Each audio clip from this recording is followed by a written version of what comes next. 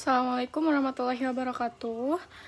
Nama saya Najwa Khaila Rijab dari semester 3C. Di sini saya akan mereview kembali materi pembelajaran hukum pidana lanjutan pada bab ketiga, yang disampaikan oleh Profesor Dr. Haji Heni Nur Aini SHMH dengan pendampingnya yaitu Dr. Muhammad Randy Aridayandi SHMH. Dalam KUHP tidak ditemukan definisinya, tetapi dari rumusan pasal-pasalnya dapat disimpulkan seseorang dengan satu perbuatan mengakibatkan beberapa aturan pidana dilanggar atau seseorang mengakibatkan beberapa aturan pidana dilanggar. Di antara ketiga pengertian tersebut, menurut pasal 63 ayat 1 berlaku sistem aborsi, yaitu hanya dikenakan satu aturan pidana dan jika berbeda-beda dikenakan ketentuan yang memuat ancaman hukuman pidana pokok yang terberat pasal 64 ayat 2 merupakan aturan khusus dalam pemalsuan dan perusakan mata uang. Pasal 64 ayat 3 merupakan ketentuan khusus dalam hal kejahatan-kejahatan ringan yang merupakan perbuatan berlanjut. Menurut MVT, syarat perbuatan berlanjut adalah: yang pertama, ada niat yang merupakan perbuatan yang terlarang. Yang kedua, di antara perbuatan tersebut dilakukan tidak terlalu lama. Yang ketiga, tindak pidana yang dilakukan harus sejenis. Contohnya yaitu seorang pembantu yang mencuri uang majikannya yang tersimpan di lemari berupa lembaran Rp10.000 yang berjumlah 1 juta atau segepok. Uang tersebut tidak diambil pembantu secara sekaligus, melainkan ketahuan oleh majikannya. Untuk kasus ini hanya dikenakan satu pasal saja terhadap pembantu tersebut, yaitu pasal 362 KUHP.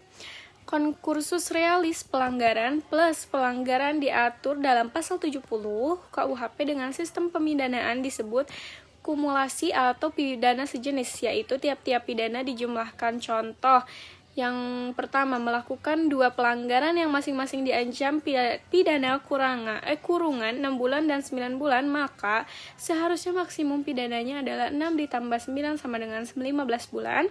Tetapi menurut pasal 70 ayat 2 KUHP, sistem kumulasi itu dibatasi sampai maksimum 1 tahun 4 bulan kurungan. Jadi apabila si A melakukan dua pelanggaran yang masing-masing diancam kurungan 9 bulan, maka untuk A dijatuhkan dengan pidana 18 kurungan. Hal ini bertentangan dengan pasal 10.2 KUHP, yaitu pidana maksimum yang harus dijatuhkan bukan 18 bulan tetapi 16 bulan atau 1 tahun 4 bulan. Untuk konkursus realis, baik yang berupa kejahatan ataupun pelanggaran yang diadili pada saat yang berlainan, berlaku pada pasal 71 KUHP. Contohnya, pada tanggal 1 Januari 2007 melakukan pembunuhan, pada tanggal 5 Februari 2007 melakukan pencurian, pada tanggal 10 Maret 2007 melakukan pencurian. Dalam hal ini, karena alat bukti belum lengkap, maka perkara yang ke-1 saja, pembunuhan, yang diajukan ke pengadilan. Terhadap kasus ini, hakim harus berpedoman pada pasal 71 KUHP, yaitu dalam perkara ke-1, jika hakim sudah memutus pidana terberat ditambah 1/3, maka untuk perkara selanjutnya, hakim hanya memutus atau menjatuhkan vonis dengan putusan bersalah saja. Tetapi apabila dalam perkara 1 hakim belum menjatuhkan pidana, 1/3 dapat dijatuhkan. Sekian dari saya. Wassalamualaikum warahmatullahi wabarakatuh.